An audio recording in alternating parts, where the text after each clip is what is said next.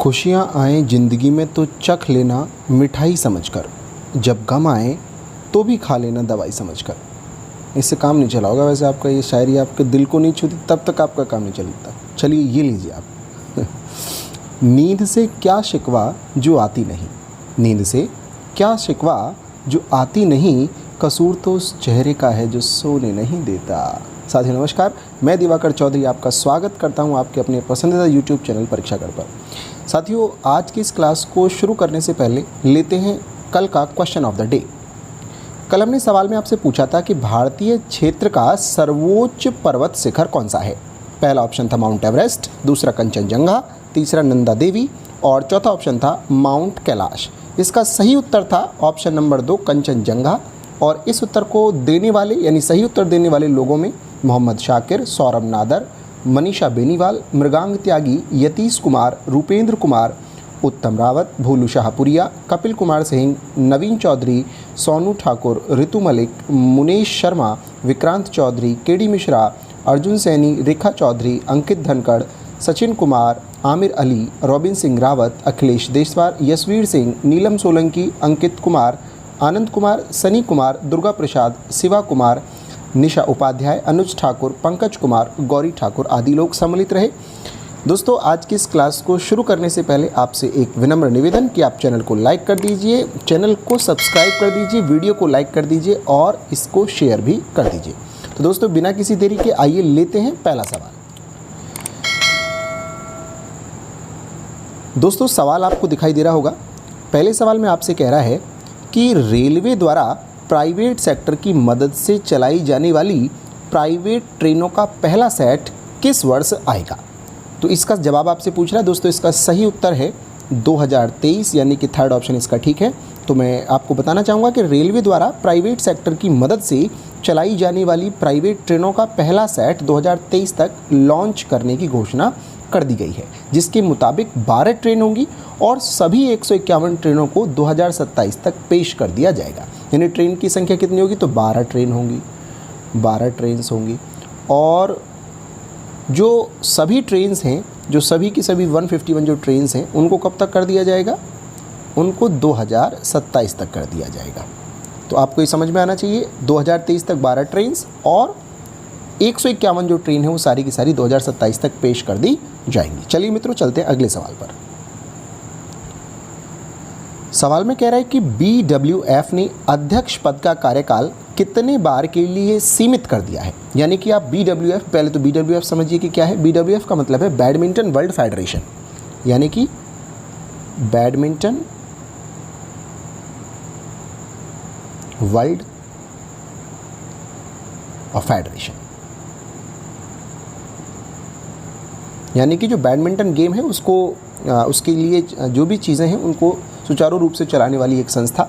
तो जो badminton world federation है इसने कितनी बार के लिए कार्यकाल को सीमित कर दिया है। तो मित्रों इसने हाल ही में काउंसिल में जेंडर इक्वलिटी के लिए पहले तो 30% महिला सदस्यों की नियुक्ति को मंजूरी के साथ ही अध्यक्ष पद का जो कार्यकाल है उसको भी 4 बार के लिए सीमित कर दिया है।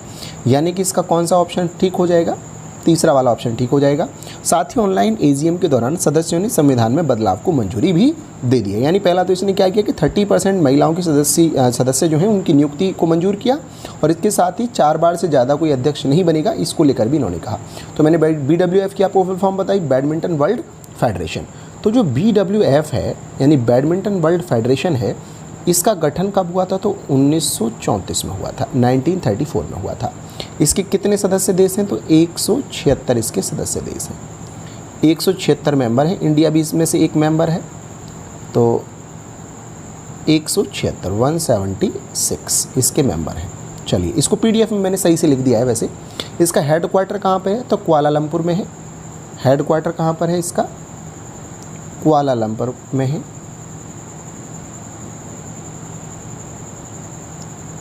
कुआलालंपुर कहाँ पे है, मलेशिया में ना, आपको जानकारी होगी। कुआलालंपुर एक देश है, मलेशिया में है। मलेशिया कहाँ पे है, एशिया में है। एशिया में यानी कि सदर्न एशिया में, इंडोनेशिया के पास में जो द्वीप समूह है उधर साउदर्न एशिया में वो जो है मलेशिया है। तो वहीं उसका हेडक्वार्टर है, वहाँ पे एक शहर है कुआलालंपुर, तो वहीं पर BWF का जो है हेडक्वार्टर है। समझ में आ गया। चलिए आगे बढ़ते हैं। अगले सवाल में कहता है कि जापान के सहयोग से किस देश ने मंगल ग्रह पर अपना पहला इंटरप्लैनेटरी होप प्रोब मिशन की शुरुआत करी है।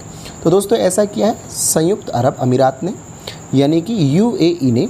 और मित्रों जो यूएई है उसने हाल ही में जापान के तानेगाशिमा स्पेस सेंटर, ये आपको पता होना चाहिए कहाँ से किया है, तो जापान में है। इसका इम्पोर्टेंट क्वेश्चन ही पहले भी एक बार पूछा जा चुका है कि तानेगाशिमा स्पेस सेंटर कहाँ पे है। तो तानेगाशिमा स्पेस सेंटर कहाँ पे है? जापान में है। सेंटर जापान में है, तो ये तानेगाशिमा स्पेस सेंटर जापान में है मित्रों। इसके अतिरिक्त जो है इन्होंने मंगल ग्रह पर अपना पहला इंटरप्लैनेटरी होप प्रोब मिशन शुरू किया है। यह मिशन मंगल ग्रह होप नाम से डब किया जाएगा। तो इसको आपको नाम भी इसका पता होना चाहिए, होप नाम है इसका, इस नाम से जो है इसको डब किया जाएगा। तो आपको ये समझ में आ रहा होगा। चलिए आगे बढ़ते हैं अगले सवाल की ओर।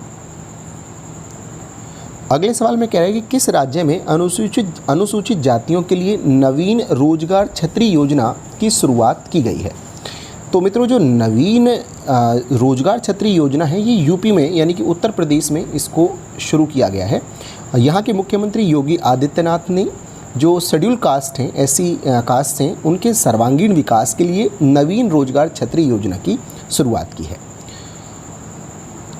अगला सवाल आपसे कहता है कि किस देश के शोधकर्ताओं ने पूर्वी भारतीय महासागर में पहली बार सुपर जॉइंट एसोपॉड प्रजाति खोजी। ये तिलचट्टे की प्रजाति है, यानी कि मैं कह सकता हूँ कि नेशनल यूनिवर्सिटी ऑफ सिंगापुर के शोधकर्ताओं ने पूर्वी हिंद महासागर में पहली बार सुपर जॉइंट आइसोपॉड प्रजाति की खोज की है।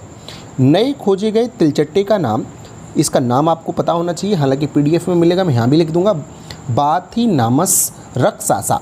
ये आपको पता होना चाहिए, इसका जो प्रजाति का नाम है वो है बाथिनामस रक्सासा। इसको खोजा है। और 2018 जो बैंटम इंडोनेशिया में पश्चिम जावा के तट पर इसको खोजा गया था। तो ये सवाल आपको समझ में आ गया होगा। तो कहाँ पे इसको खोजा गया है? तो इसका सही उत्तर कौन सा हो गया मित्रों? सिंगापुर, यानी पहला ऑप्शन बिल्कुल ठीक हो गया। सिंगापुर आपको पता होगा कि सिंगापुर कहाँ पर है, तो ये वहीं है, मलेशिया के पास में ही है, यानी कि इंडोनेशिया और मलेशिया के बीच में है, जो एशिया की अपनी स्थिति है। जैसे मैं आपको यहाँ पे एक छोटा सा डायग्राम पहले बना के बताता हूँ। तो ये जो अपना एशिया है, तो यहाँ जो इसका ये वाला जो यहाँ पे छोटे छोटे ये द्वीप हैं, इन्हीं में ये वियतनाम वाला हिस्सा यहाँ पे हम लगा लेते हैं। तो ये जो छोटे छोटे द्वीप हैं, इन्हीं में मलेशिया के और इंडोनेशिया के बीच में यहाँ सिंगापुर है। तो ये जो सिंगापुर है, ये सिंगापुर की जो कैपिटल है वो भी सिंगापुर सिटी है। यहाँ की जो कैपिटल है सिंगापुर की, वो सिंगापुर सिटी है। सिंगापुर सिटी यहाँ की कैपिटल है। पहले इसको काट के मैं दोबारा लिखता हूँ, यानी कि जो इसका जो कैपिटल है सिंगापुर का, वो सिंगापुर सिटी है। चलिए आपने लिख लिया होगा, आपको पता चल गया होगा। यहाँ पे राष्ट्रपति कौन है? तो सेलप्पन रामनाथन। इसको इंपॉर्टेंट है क्योंकि इनके नाम में रामनाथन आ रहा है, भारतीय मूल के हैं। राष्ट्रपति जो पीएम यहाँ के जो प्रेसिडेंट हैं, यहाँ के, इसको आपसे पूछ सकता है, आपको पता होना चाहिए।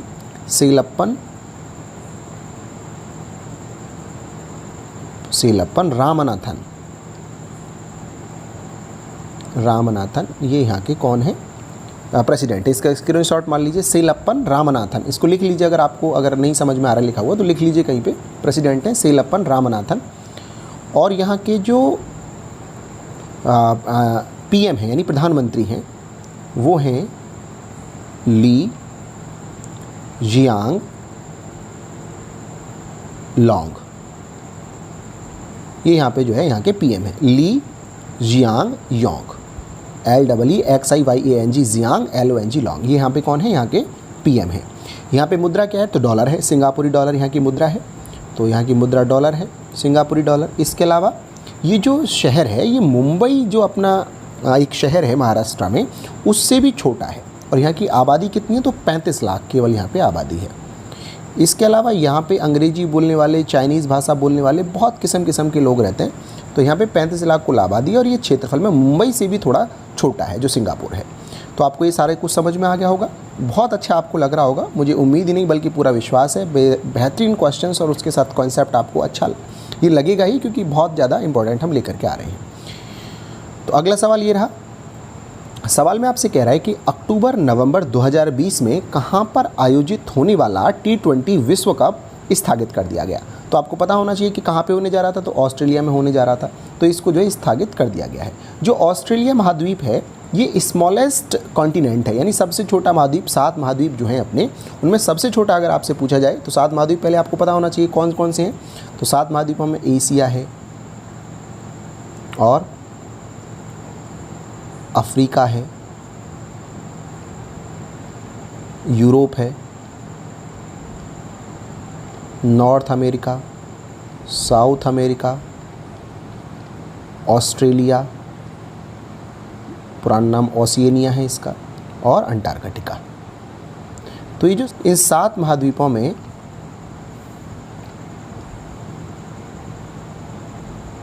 जो 7 महाद्वीप हैं, इसमें जो ऑस्ट्रेलिया है वो सबसे छोटा है। तो इसका जो ऑस्ट्रेलिया के जो कैपिटल है वो कौन सी है, तो कैनबरा है। कैपिटल कैनबरा है। ये राइटिंग कल से सुधर जाएगी, आप बिल्कुल चिंता ना करिए।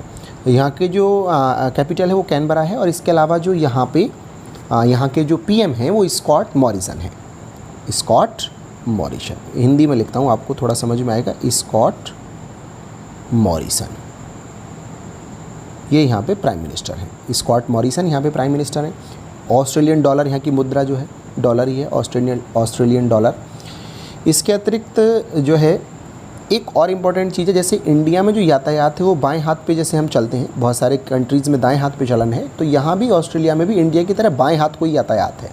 तो इम्पॉर्टेंट है, आपसे पूछ लेता है कभी कभी कि बताइए निम्न में से किस देश में बाएं हाथ पर यातायात का आवागमन होता है। उसमें भारत ऑप्शन नहीं होता, ऑस्ट्रेलिया ऑप्शन उसमें आ जाता है, या फिर ऐसे आ जाता है बताइए किस देश में बाएं हाथ पर नहीं होता है। तो उनमें से एक भारत, ऑस्ट्रेलिया और किसी एक देश का नाम लिखेगा, चौथा ऐसा लिख दे जिसमें दाएं हाथ पर होता होगा। तो आपको ये बहरहाल पता होना चाहिए कि ऑस्ट्रेलिया में भी बाएं हाथ पर ही यातायात जो है उसका आवागमन होता है। चलिए अगला सवाल लेते हैं। अगला सवाल है कि जो प्राइवेट सेक्टर है यानी कि निजी क्षेत्र के किस बैंक को उसके शेयर होल्डर्स ने बॉन्ड्स के जरिए 50,000 करोड़ रुपए की पूंजी जुटाने के लिए मंजूरी दे दी है। तो किसने किया है ये? HDFC बैंक ने किसको किया है? HDFC का फुल फॉर्म आपको पता होना चाहिए, हाउसिंग। आप लोगों को पता है लेकिन फिर भी मैं एक बार बता देता हूँ इन सब चीज़ों को, क्योंकि कुछ लोगों को नहीं भी पता है। Housing development finance corporation limited, finance corporation limited. अब आपको जब इंग्लिश पढ़ाएंगे तो इसको प्रोनाउंसिएशन भी बताएंगे कैसे होता है। तो फाइनेंस नहीं, एक्चुअली फिनांस है। तो housing development finance corporation limited, ये किसकी फुल फॉर्म है? HDFC की, housing development finance corporation limited. तो आपको समझ में आ रहा होगा। तो आइए चलते हैं अगले सवाल की तरफ। अगला सवाल कहता है कि अंतर्राष्ट्रीय ओलंपिक समिति ने किस वर्ष के शीतकालीन ओलंपिक के लिए उम्मीदवारी बजट में लगभग 80% की कटौती कर ली है?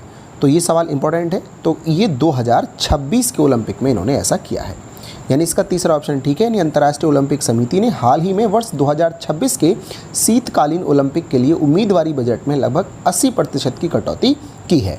IOC ने कहा है कि इस लागत में कमी ओलंपिक एजेंडा 2020 की सिफारिश 3 के कार्यान्वयन का सीधा परिणाम है, यानी कि इस वर्ष जो है उसके कारण से ही जो है 80% की जो कटौती है उसको किया जा रहा है। आपको समझ में आ रहा होगा। चलिए अगले प्रश्न की ओर चलते हैं। अगला प्रश्न है कि ऊर्जा दक्षता को बढ़ाने और इलेक्ट्रॉनिक मोबिलिटी को बढ़ावा देने हेतु केंद्रीय ऊर्जा मंत्री RK सिंह, तो देखिए इंपॉर्टेंट क्वेश्चन है कि ऊर्जा मंत्री कौन है? सेंट्रल ऊर्जा मंत्री RK सिंह ने किस शहर के चैम्सफोर्ड क्लब में भारत के पहले सार्वजनिक EV मतलब इलेक्ट्रॉनिक वाहन चार्जिंग प्लाजा का उद्घाटन किया? तो ये दिल्ली में किया है मित्रों। पहला ऑप्शन इसका ठीक है। तो मैं बता सकता हूँ कि ऊर्जा दक्षता यानी कि एनर्जी एफिशिएंसी को इंक्रीज़ करने और इलेक्ट्रॉनिक मोबिलिटी को बढ़ाने के लिए केंद्रीय ऊर्जा मंत्री RK सिंह ने दिल्ली के चैम्सफोर्ड क्लब में भारत के पहले सार्वजनिक इलेक्ट्रॉनिक वाहन चार्जिंग प्लाजा का उद्घाटन किया। तो आइए चलते हैं अगले प्रश्न की ओर। अगला प्रश्न कह रहा है कि मध्य प्रदेश के किस राज्यपाल का हाल ही में 85 वर्ष की उम्र में निधन हो गया? तो इसका पहला ऑप्शन लालजी टंडन ठीक है। लालजी टंडन का कल ही निधन हुआ है। तो मध्य प्रदेश के राज्यपाल लालजी टंडन बीते कई दिनों से बीमार चल रहे थे और उनका इलाज लखनऊ में चल रहा था। उनकी अनुपस्थिति में उत्तर प्रदेश की राज्यपाल आनंदीबेन पटेल को मध्य प्रदेश के राज्यपाल का अतिरिक्त दायित्व सौंपा गया था। वो बीमार थे, तो जो यूपी की जो गवर्नर हैं आनंदीबेन पटेल पूर्व में गुजरात की मुख्यमंत्री भी रही हैं, तो ये सब आपको मालूम होना चाहिए। तो लालजी टंडन कहाँ के राज्यपाल थे? मध्य प्रदेश के थे। तो इनका हाल ही में निधन हो गया, ऐसा सवाल आपको पता होना चाहिए। कभी कभी आता है कि बताइए हाल ही में किस प्रदेश के गवर्नर का निधन हुआ है, तो मध्य प्रदेश के गवर्नर का, ऐसा आपको मालूम होना चाहिए। चलिए बढ़ते हैं आगे और लेते हैं क्वेश्चन ऑफ द डे। सवाल है कि भारत में एकल नागरिकता की अवधारणा अपनाई गई है, तो इसको कहाँ से अपनाया गया है? इंग्लैंड से, या फिर यूएसए से, या फिर कनाडा से, या फिर फ्रांस से? इसका सही जवाब आप लोग कमेंट बॉक्स में लिख दीजिए। दोस्तों आपका बहुत बहुत धन्यवाद, आपने इतने इत्मीनान से इस वीडियो को देखा और आप सब लोग इतना प्यार वीडियोस को दे रहे हैं, बहुत अच्छे अच्छे कमेंट्स आप लोग कर रहे हैं, निश्चित रूप से आप लोग इसको शेयर भी कर रहे हैं। तो आप सबको थैंक यू वेरी मच, जो कर रहे हैं उनको बहुत बहुत हमारा हृदय की गहराइयों से धन्यवाद। और आप लोग यूँ ही मुस्कुराते रहिए। थैंक यू वेरी मच, नमस्ते, बाय बाय, टेक केयर।